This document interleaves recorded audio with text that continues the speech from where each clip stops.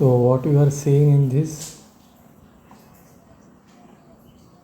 basically you might be thinking this is just a piece of land with overgrowth of lot of weeds randomly growing. Yeah, that's what I wanted to show.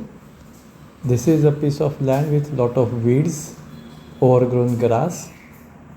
Only thing is, I would like to inform that this is not a random or unplanned growth, but this is completely planned, organized growth. Actually, don't think that the weeds are growing randomly. Depending on the soil condition and the need of the soil in that particular year, at that particular place, a particular seeds of particular weeds are activated, and those weeds grow at that place in that year according to the need of the soil. If we understand this, we'll see the needs as an asset or a wealth and not waste. I'll give few examples of this. As you can see, I am trying to uproot it. This type of weeds, it has innumerous thin, small, but many numerous roots, and they hold a mass of soil very tightly. See, they are not giving up the soil easily.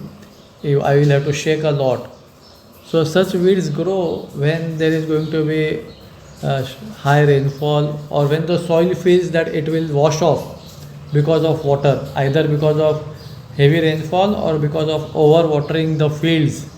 When the soil feels that it will be washed off, then such weeds grow with innumerable small roots. They don't go deep, they remain at the surface, but they hold on very tightly to the soil and doesn't allow the soil to wash off. See, I am shaking so much, still the soil is not getting free from the roots. Now it has become free. You can see so many roots, they cling to the soil and don't allow the soil to flow. Actually, this is not a weed, it's an Ayurvedic medicinal plant, but we look at it as weeds. So sometimes this is a little bigger one, I agree. I am not able to locate a weed with small in size but deep roots. But whenever the soil wants to make it porous, it grows weeds or small plants or even small weeds. I am not able to locate such small weeds right now, whose roots go deep in, and they are thick roots or bigger roots. So when the root goes in, they displace the soil and they make this, and after the rainy season the roots rot, and thus the soil becomes more loose and porous. You may not be able to differentiate in the video, but like this you see, actually it's only one weed which has grown from this central. They are branching and growing and spreading all over. So when the land need to be covered on a priority, such weed seeds are activated. They just spread very fast and cover up the land. This is one type, not only type, when the soil needs more of organic matter to increase the productivity and increase the soil content. Where there is less soil or soil which is dead and not have organic matter, such type of grass with small leaves come up. These small leaves, they keep coming and falling and rotting. As I see over here, there a lot of the leaves are fallen and rotten. So in that way they increase the organic mass in the soil. So we just saw that every weed has a purpose in nature. So nature is so perfect and complete. Here, before we go ahead, I would just like to give a small example of earthworm. It also shows how nature is perfect and complete. I was just planting this one papaya tree, and while making the hole in the ground, this earthworm came out. So we feel this earthworm as a very small, you see, insect, and practically I had done dissection in my 12th biology. They almost have no brain. Their brain is just a nuclear ring. So we think, what are they doing? But they are so perfect and complete. If I pick up this earthworm, see, earthworm is eating organic matter and giving excreta. The earthworm's excretions are useful for the plants, and they are so perfect that if I whatever excretions earthworm gives here at this place are the best suitable for the earth, whatever is lacking in the earthworm gives it here right away. If I pick up this earthworm and keep in another place 100 meters away, within few hours the earthworm's excretions will start changing as per the need of micronutrients at that place.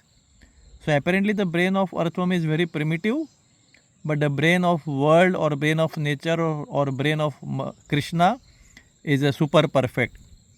This earthworm, if it is moved from one place to another, its excretion changes as per the need of the land of that place. So weeds is not waste, weeds are wealth.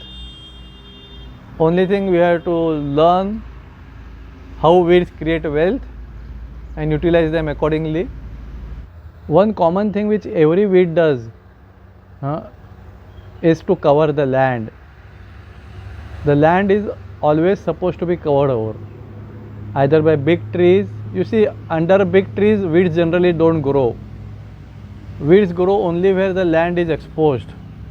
So that's the nature way to keep the land covered.